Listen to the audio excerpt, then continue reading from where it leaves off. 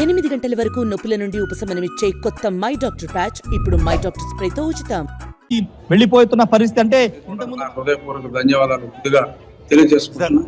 తర్వాత రాష్ట్ర ప్రజలందరికీ కూడా హ్యాట్స్ ఆఫ్. మీరు నిజంగా చరిత్ర సృష్టించారు. ఒక దుర్మార్గుడిని వదిలించండి అంటే మీ మనసులో ఎన్ని భయాలు ఉన్నా సర్వేల్లో అటు ఇటుగా మాట్లాడటానికి భయపడిన పోలింగ్ బూత్లకు వెళ్ళేటప్పటికి నేను సంవత్సరం నుంచి చెప్తున్నా, ఎప్పుడు పోలింగ్ డే వస్తుందా, ఎప్పుడు తెల్లారుతుందా, ఎప్పుడు వేసి గుద్దేద్దామా అని చెప్పి ఎగబడతారు జనం అని చెప్పి అనుకున్నట్టుగానే అందరూ ఎగబడ్డారు. రిజల్ట్ కూడా అనుకున్న దానికన్నా అత్యద్భుతంగా వచ్చింది. రావణ రాజ్యం పోయింది, రామరాజ్యం చంద్రబాబు గారి సారథ్యంలో రాబోతుంది. బ్రహ్మాండంగా పరిపాలన ఉంటుంది. సంక్షేమంతో పాటు అభివృద్ధి కూడా జోడు గుర్రాల్లా పరిగెత్తి రాష్ట్రానికి గత నాటి అంటే దశాబ్దం నాటి పునర్వైభవం తిరిగి వస్తుందంటంలో ఎటువంటి సందేహం లేదు. ఈ విజయం పూర్తిగా చంద్రబాబు నాయుడు గారికి, పవన్ కళ్యాణ్ గారికి అంకితం.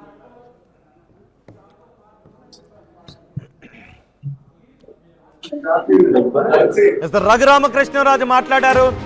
ఉండి నుంచి ఆయన టీడీపీ అభ్యర్థిగా పోటీ చేశారు. ఆయన నరసాపురం ఎంపీగా గెలిచిన తర్వాత వైసీపీతో విభేదించి కొరగరాని కొయ్యగా మాట్లాడారు. ఆయన నియోజకవర్గానికి కూడా వెళ్ళలేదు భయంతో, ఎందుకంటే వైసీపీ ఆల్రెడీ ఆయన అరెస్ట్ చేసింది.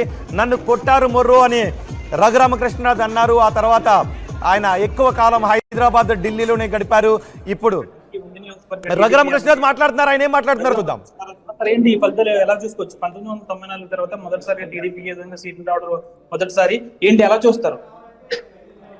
1994లో ఎన్టీ రామారావు గారు ఎటువంటి విజయాన్ని సాధించారో అంతకు మించిన విజయం ఈసారి ఉంటుంది అని నేను ఎన్నోసార్లు నా రచ్చబండలోనే కాదు ఈ మధ్యన కూడా చాలా స్పష్టంగా చెప్పడం జరిగింది.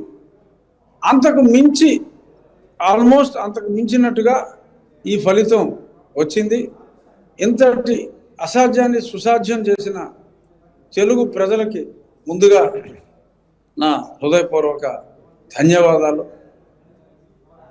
ఇటువంటి హింసాత్మక ముఖ్యమంత్రి ప్రపంచ చరిత్రలోనే ఎక్కడో నార్త్ కొరియాలో ఎవరో ఇడి అమీన్ లాంటి వాళ్ళ పేర్లు విన్నాం, కానీ ప్రజాస్వామ్యంలో ఉంటాడని అనుకోలేదు.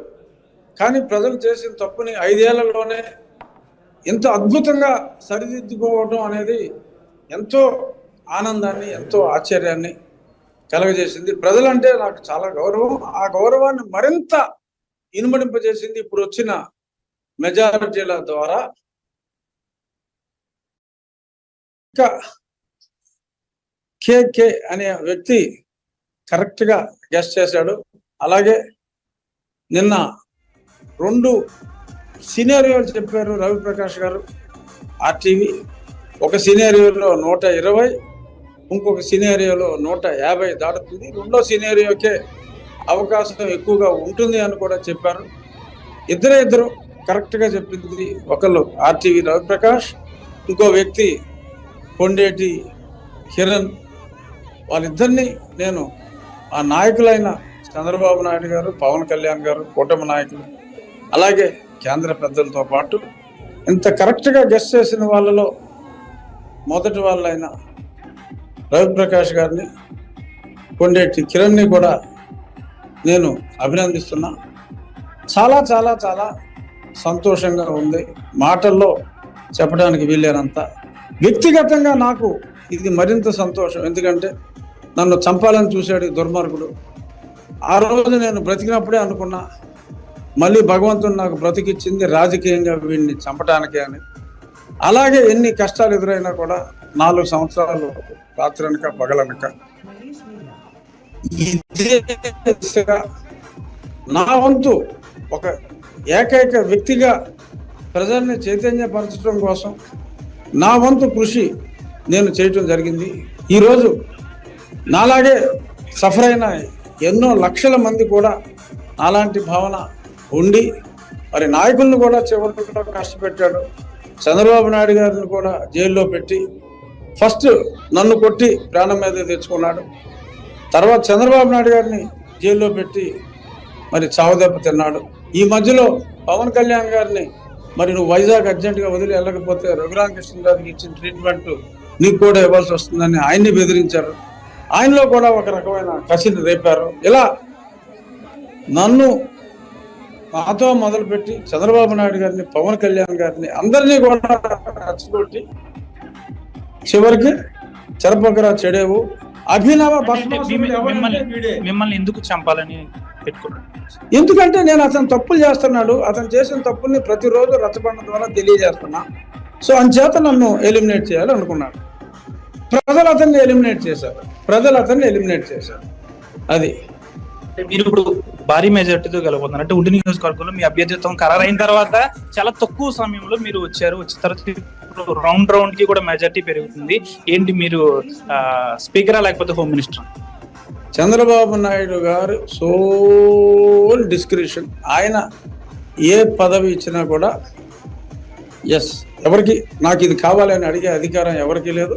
చంద్రబాబు నాయుడు గారు, రఘు నీకు ఈ బాధ్యత అప్పచెప్తున్నానంటే ఏ బాధ్యత అప్పచెప్తే ఆ బాధ్యత శిరసా వహించి పనిచేయటం, నాయకుడిని ఫాలో అవ్వడం.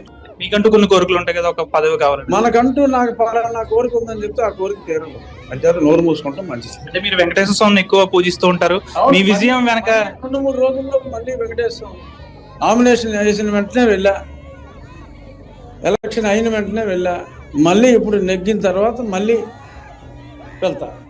నెక్స్ట్ 3-4 రోజుల్లో మళ్ళీ స్వామి దర్శనం చేసుకుంటా. కంపల్సరీ నాకు ప్రతి అడుగుకి నాకు వెంకటేశ్వర స్వామి, ఆ ప్రాణాలు కాపాడింది కూడా వెంకటేశ్వర స్వామి. సైంటిఫిక్ గా చర్యకు ప్రతి చర్య అని ఒకటి ఉంటుంది. అంటే మీకు చర్య వల్ల ఇది ప్రతి చర్య ఈక్వల్ అండ్ ఆపోజిట్ రియాక్షన్. చట్ట వ్యతిరేకంగా నా మీద వాళ్ళు చేసిన దాడికి చట్ట ప్రకారం నేను తీవ్రమైన చర్యలు తీసుకుంటాను. వాళ్ళని వదిలే ప్రసక్తే లేదు. లిస్టు రెడీగా ఉంది.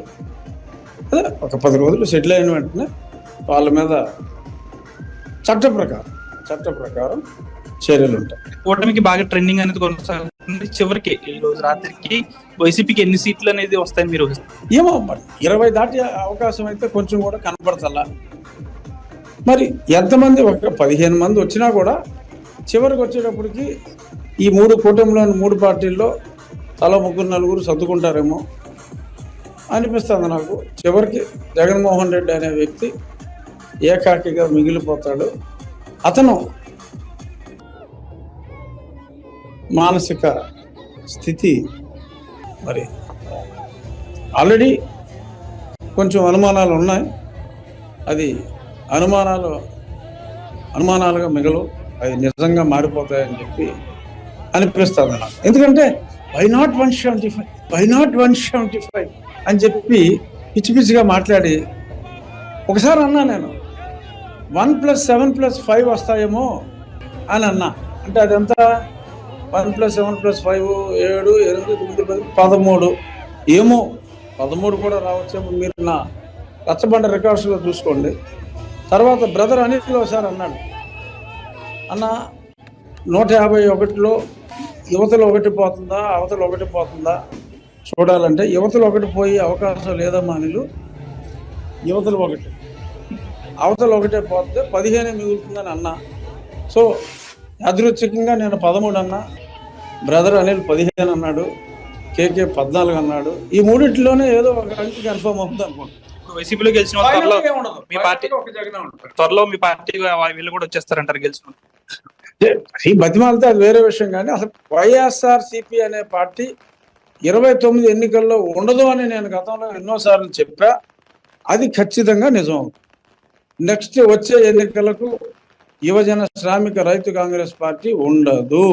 రాజకీయ చిత్రపటంలో వైఎస్ జగన్మోహన్ రెడ్డి అనేవాడు ఉండడు. ప్రతి ఒక్కరికి కూడా ఒరే మనం అంత అహంకారంతో ఉంటే జనం చాలా. మరిన్ని వీడియోస్ కోసం ఛానల్ ని సబ్స్క్రైబ్ చేయండి. లేటెస్ట్ అప్డేట్స్ కోసం వాట్సాప్ ఛానల్ ని ఫాలో చేయండి. అండ్ లింక్ డిస్క్రిప్షన్ లో ఉంది.